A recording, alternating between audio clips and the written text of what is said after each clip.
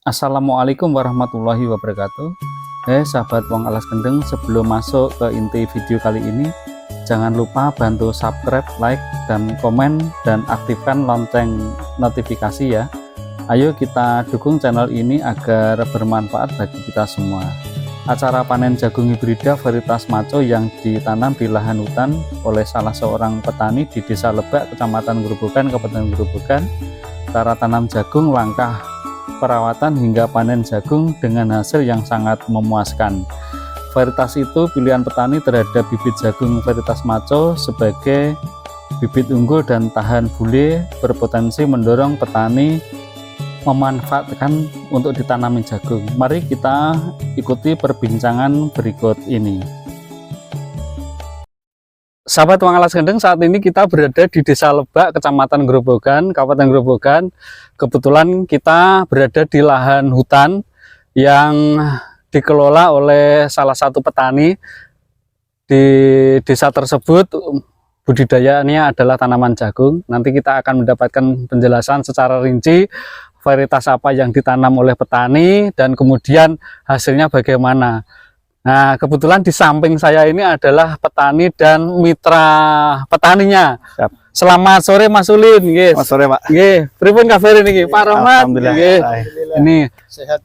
Mas Ulin ini bisa memberi penjelasan kepada kita semua sahabat petani, kenapa kok petani di Lebak ini memilih benih jagung varietas panjenengan, nggih. Siap. Untuk saat ini, Pak, Nggih.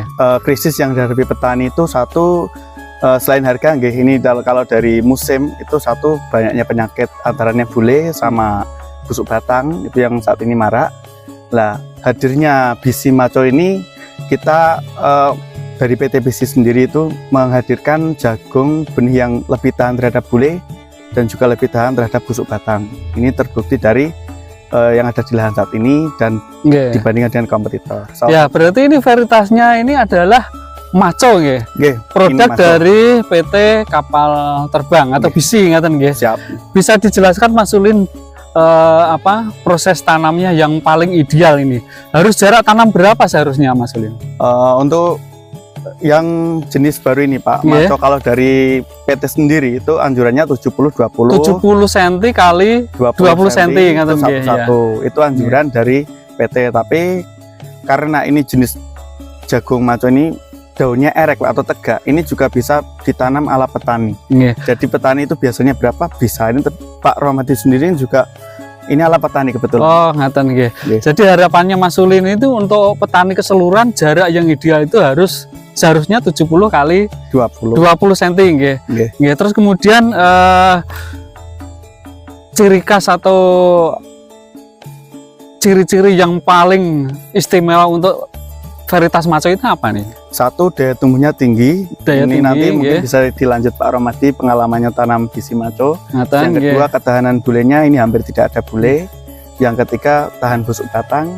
Serta ini sebenarnya umurnya genjah, 100 hari berani 100 panen. Hari sudah bisa panen, sudah bisa panen. Biasanya itu kalau umumnya itu kan lebih dari 100 hari ya. Ini. Tapi untuk harga jualnya baik itu produk Maco dari Bisi ini dengan varietas yang lain sama ya? Ini bersaing, Pak. Sebenarnya kita berada di harga standar. Karena apa kok bisa standar? Karena ada harga yang di atas 100, ada yang di bawah 100, kita di tengah-tengahnya, yaitu rekomendasi dari PT itu ke petani 95. Tetapi mungkin dari beberapa kios mungkin ada yang harganya lebih miring.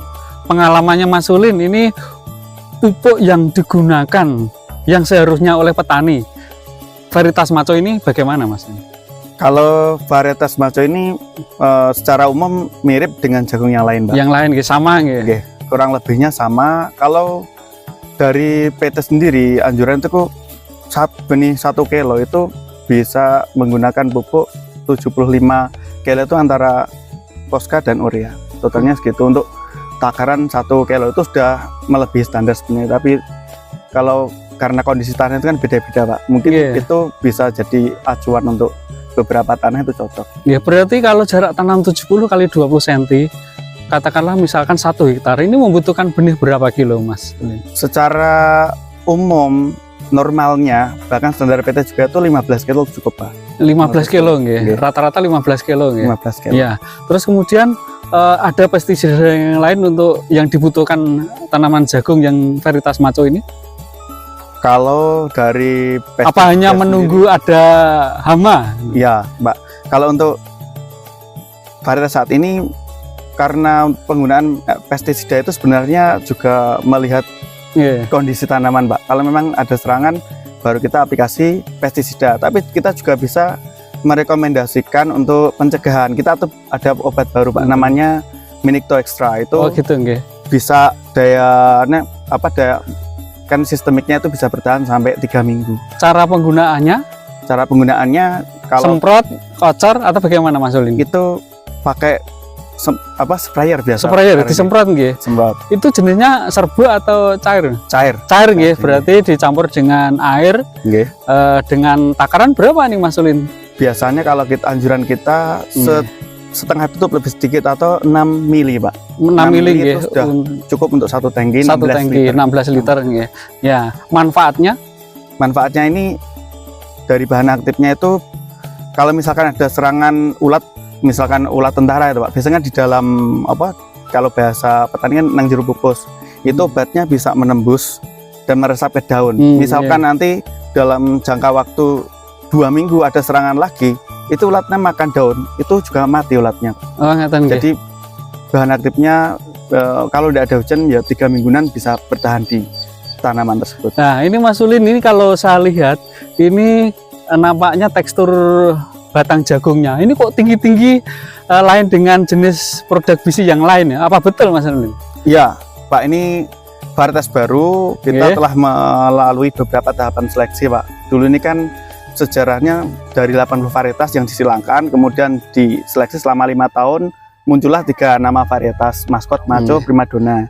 Terus kita uji lagi di Gerobogan, ternyata yang lebih adaptif di beberapa tanah di Gerobogan itu ada 2, maskot dan maco. Makanya kita merekomendasikan untuk yang baru ini, maskot maco, layak untuk ditanam di Gerobogan. Ini kalau maco ini sampai tinggi berapa sentimeter Mas? Ini pengalamannya Mas Ulin? Ya, hampir ini tinggi meter sekali ini. Hampir kalau secara standar mungkin 180, bisa sampai 2 meter juga, Pak. Wah, terkadang 2 meter nggih. Petani kan ada yang pakai itu grow atau perangsang tumbuh, itu malah nanti bisa lebih tumbuh lebih tinggi. Kita kembali ke channel Wong Alas Kendeng. Sahabat Wong Alas Kendeng, kita akan mendapatkan tambahan penjelasan bagaimana cara menanam jagung dengan baik. Kebetulan ini saya dengan Pak Rohmadi, salah satu yang pemilik lahan di sini. Ini bagaimana panjenengan kok bisa memilih varietas maco di lahan jenengan? Sebetulnya gini Pak Adi, selama ini saya belum pernah meninggalkan benih P27 gajah. Ya. Baru kali inilah saya tertipu oleh Mas Ulin. Jadi saya waktu mau musim tanam, saya itu didatangin oleh Mas Ulin, Pak Yai coba tanam benih dari saya. Benih apa Mas? Maco. Ini kelihatannya bagus. Oh ya, saya coba. Kemudian setelah saya coba, saya tanam, itu memang dari daya tahan tumbuhnya itu bagus sekali. Luar biasa. Ya, luar biasa. Sama dengan P27 gajah. Kalau untuk benih-benih yang lain seperti sableng itu begitu kecil-kecil Pak Hadi, kecil-kecil. Tapi kalau maco ini begitu tumbuh itu daunnya langsung lebar. Luasannya berapa ini untuk tanaman jagung jenengan? Iya, sekitar hampir 1,5 hektar. Membutuhkan bibit? Membutuhkan benih sekitar 13 kilo. Kemudian pupuk yang digunakan Pak Rohmadi apa saja ini? Ya, kalau untuk pupuk di sini semua hampir rata Pak Hadi, ya hanya pakai Posca dengan urea saja. Jadi dicampur, untuk takarannya 2x1. Oh ngaten, guys. Pupuk awal? Pupuk awal itu pakai Ponska. Ponska, jadi begitu habis tanam, setelah tanam langsung dikasih pupuk Ponska dulu. Terus kemudian pupuk berikutnya usia 18 hari ataupun 20 hari baru dikasih pupuk campuran, yaitu diantaranya urea dan Ponska. Lah ini luasnya tadi berapa Pak Rohmadi? 1,5 hektar. 1,5 hektar. Ini biasanya, ini mohon maaf agak sedikit rahasia Pak Rohmadi. Kemarin itu kita mendapatkan hasil berapa ton? Kalau biasanya itu saya dapat 5 ton. Nah kalau maco ini prediksinya Pak Rohmadi dengan tingkat produksinya kelihatannya bagus sekali. Ini kira-kira berapa nih Pak Ya Rahmadi? kurang lebih 6 ton. 6 ton Gitu, gitu. ya, kurang lebih. Kalau saya melihat tongkolnya itu juga besar seperti P27 gajah. Cuman kalau beratnya itu berat maco. Kalau ngaten untuk P27 gajah itu lebih ringan Pak Hadi. Nyatan Ya, jagungnya putih gitu, seperti belum tua. Kita teruskan Pak Rahmadi, harga terakhir per kilo kering panen kemarin berapa Pak? Kalau di sini tidak ada yang kering Pak. Di sini tuh Modelnya bagaimana semua cara jualnya? begitu dari lahan diambil, kemudian nanti didiamkan sekitar 2 hari atau 3 hari baru diseleb, Iya. langsung dijual. Berapa per kilo Pak Kalau Rahmadi? untuk sekarang harga itu 3.600 3.600 per kilo sahabat semua. Tinggal mengalihkan 6.000 kilo, nggih. Ya, alhamdulillah. Ini kelihatannya dapat apa mobil satu ya? Gitu nggih. Ya, Biasanya untuk persiapan lagi Pak Hadi. Oh, ngaten nggih. Gitu. Jadi masih untuk dikurangi dengan biaya. nggih. biaya tapi pengambilan, kemudian nanti dikeluarkan untuk beli pupuk lagi, benih lagi Nggih. gitu. Yang jelas pemasarannya mudah Pak Rahmadi. Kalau untuk pemasaran di sini lebih mudah Pak Haji. Nggih. Harapan Pak Rahmadi untuk harga yang sebetulnya ideal petani bisa menjual itu berapa Pak?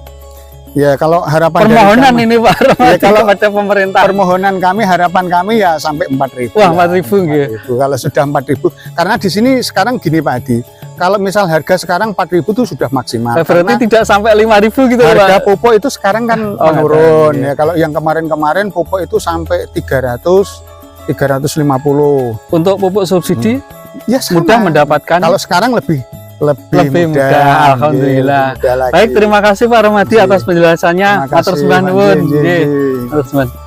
Nah, kita kembali ke channel Wong Alas lagi. Hasil tinggi.